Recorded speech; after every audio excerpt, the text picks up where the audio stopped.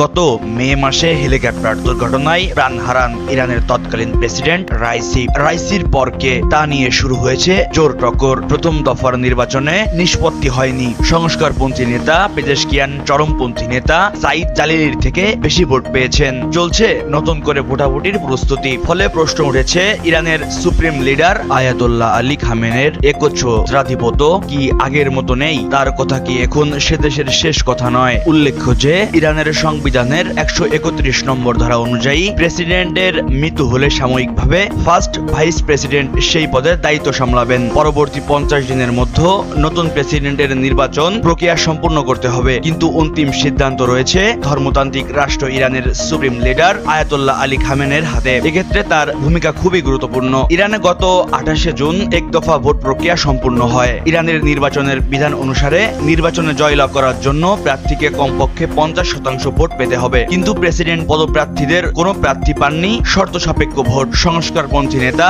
Pezeshkian তুলতে পেরেছিলেন 42.5% vote oh জালিলি পেরেছিলেন 38.6% ভোট। ফলে ইসলামিক দেশটিতে ফের এক দফা নির্বাচন হবে আগামী 5 জুলাই। মহিবুল্লাহ নাহিন, প্রহর 24।